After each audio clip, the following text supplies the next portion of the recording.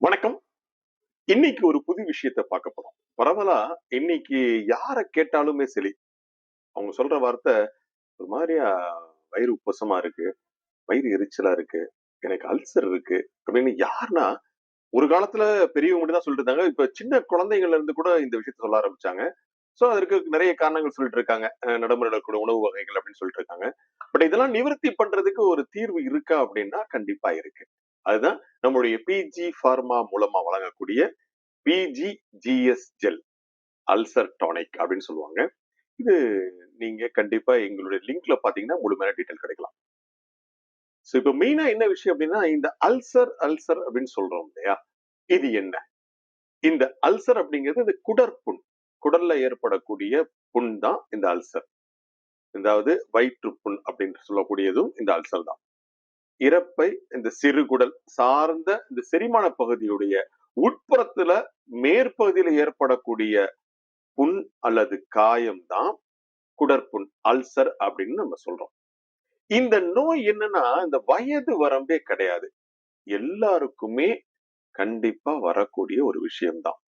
இதனாலதான் அடிக்கடி வயித்து வலி, சாப்பிட முடியும் போத ஒரு பிரச்சனை, இதெல்லாம் தொடர்ந்துட்டு இருக்கும். பாத்தீங்கன்னா நாளுக்கு நாள் மெலிஞ்சிட்டே போவாங்க.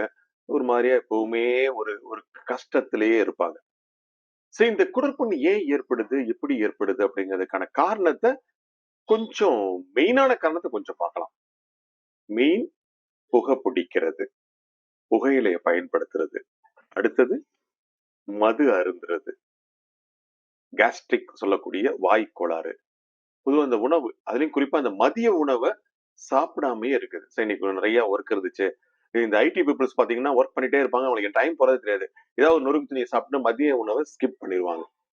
அப்படியே இல்லைன்னா கூட நேரம் காலம்லாம் கடந்து உணவை சாப்பிடுறது. அப்படியே சாப்பிட்டாலுமே இந்த கரம் மசாலா அப்படின்னு சொல்லுது, இது காரமா இருக்கக்கூடிய மசாலா பொருட்கள், வேதி பொருட்கள் அதிகமா உள்ளக்கூடிய உணவ அவசர உட்கொள்றது.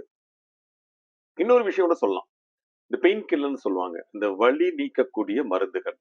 டாக்டருடைய பிரிஸ்கிரிப்ஷன் இல்லாம தலைவலிக்குது, இடுப்பு வலிக்குது அப்படின்னு அவங்களே மருந்து வாங்கி வாங்கி வாங்கி சாப்பிடும் பொழுதும் இந்த குடற்புண் வர்றதுக்கான வாய்ப்புகள் இருக்கு. சோ மருத்துவ முறையில போய் சாப்பிட்டீங்கன்னா அதுக்கான மாற்று மருத்துவமும் குடுத்துருவாங்க. நீங்களா எடுக்கும்போது கண்டிப்பா இதெல்லாம் வர்றதுக்கான வாய்ப்பு இருக்கு. இந்த குடற்புண் ஏன் ஏற்படுது, எப்படி ஏற்படுது அப்படிங்கறத சொன்னோம். இப்ப அதுக்கான அறிகுறி எப்படி தெரிஞ்சுக்கிறது?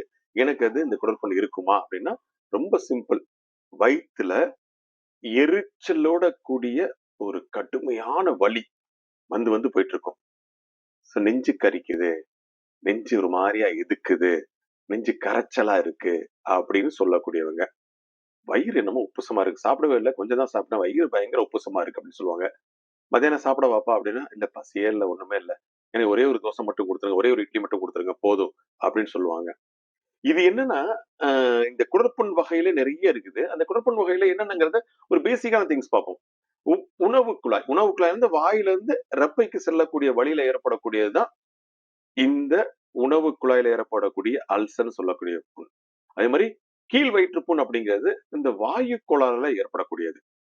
சிறு குடல்ல ஏற்படக்கூடிய குடற்புண், பெருங்குடல்ல ஏற்படக்கூடிய குடற்புண், இந்த மாதிரி பாதிப்பு இருக்கிறவங்க நம்ம பிஜிஜிஎஸ்எல்ல காலையில, இரவு சாப்பிடுறதுக்கு முன்னாடி ஒரு 15 எம்எல் எடுத்துக்கிட்டா சரியா இருக்கும். தொடர்ந்து எடுத்துட்டு வந்தாங்கன்னா, நிச்சயமா பூரணமா குணமாறதுக்கான வாய்ப்புகள் நெறைய சதவீதத்துல இருக்கு.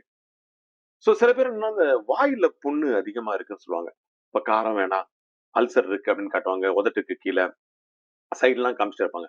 இந்த மாரி வாய்ப்புண் உள்ளவங்க கூட நம்மளுடைய பிஜிஜிஎஸ் ஜெல்ல வாய் முழுவதுமே வைத்துக்கொண்டு ஒரு 1 நிமிடம் முடிஞ்சா அப்படி கொப்பளிக்கிற மாரி வச்சு கொணந்துட்டே இருந்தீங்கன்னா, அது எல்லா இடத்துலயும் படும். அதுக்கப்புறம் நீங்க அந்த மருந்த விழுங்கிரலாம். தொடர்ந்து இதே மாரி நீங்க செஞ்சுட்டு வந்தீங்க அப்படின்னா, கண்டிப்பா நீங்க பூரணமா குணமாவறதுக்கான 100% வாய்ப்புகள் கண்டிப்பா இருக்கு. இன்னொரு விஷயம், இது நம்ம எப்படி யூஸ் பண்றது? பிஜி ஃபார்முடைய இந்த ஜிஎஸ்டில நம்ம வாங்குனா இதுல ஏதாவது சைட் எஃபெக்ட்ஸ் இருக்குமா? இது இந்த மாரி சொல்றாங்களா? அந்த மாரி சொல்றாங்களான்னு அதுக்கு தான் ஒரு விஷயம் கண்டிப்பா சொல்றேன் நானு. என்னன்னா, பிஜி ஃபார்மா அப்படிங்கிறது 6 தலைமுறைகளை தொடர்ந்து வெற்றிகரமா இயங்கிக் கொண்டிருக்கக்கூடிய ஒரு நிறுவனம் தான். சோ அந்த தலைமுறையில தொடர்ந்து வரக்கூடிய திரு குருமூர்த்தி அவங்க. பிஃபார்ம் முடிச்சுட்டு, அதுக்கப்புறம் எம்பிஏ முடிச்சுட்டு, இத கொஞ்சம் நம்ம இன்னும் கொஞ்சம் நல்லா ஒரு மேம்படுத்தி குடுக்கலாமே! ஏன்னா இதுல பூர்ணமா குணம் அடையுது.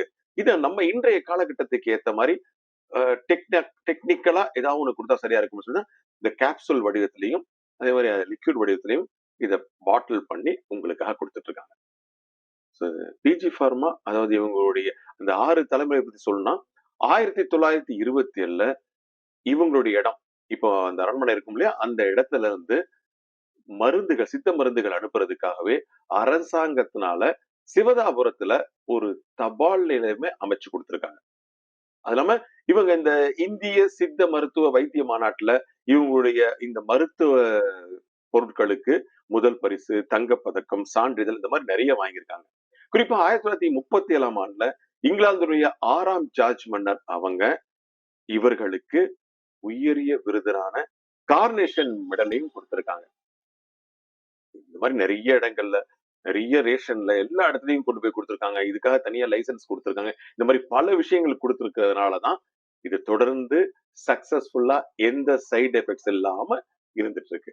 ஸோ இத எப்படி சாப்பிடலாம் அப்படின்னு சொன்னேன். இது எந்த சைட் எஃபெக்ட்ஸும் இல்லாததுனால, நீங்க தைரியமா சாப்பிடலாம். இன்னும் சொல்லப்போனா, சின்ன குழந்தைகள் கூட இத தைரியமா உட்கொள்ளலாம். தொடர்ந்து உட்கொண்டு வந்தீங்க அப்படின்னா, ஸோ இந்த மாரி காரமான பொருட்கள் இதெல்லாம் தவிர்த்து வந்துட்டீங்கன்னா, நிச்சயமா இந்த மாரி இருக்கக்கூடிய குடற்புண் உங்களுக்கு அண்டவே அண்டாது. இன்னும் நெறைய ப்ராடக்ட்ஸ் இருக்கு. இத பத்தி இன்னும் முழுமையான விவரங்கள்னா, கீழ எங்களுடைய நம்பர் குடுத்திருக்கோம். அதே மாரி கீழ எங்களுடைய வெப்சைட் அட்ரஸ் குடுத்திருக்கோம். அதுல போனீங்கன்னா, முழுமையான விவரங்கள் தெரிந்து கொள்ளலாம். ஒவ்வொரு ப்ராடக்ட்டையும் உங்களுக்கு வேண்டிய லாங்குவேஜ்ல நீங்க கேட்டும் தெரிந்து கொள்ளலாம். நிச்சயமா நல்ல ஆரோக்கியம் வேணும்னா, நல்ல மருந்துகளை உட்கொள்வோம். சுகமாக வாழ்வோம். எல்லோரையும் வாழ வைப்போம். மீண்டும் சந்திப்போம். நன்றி.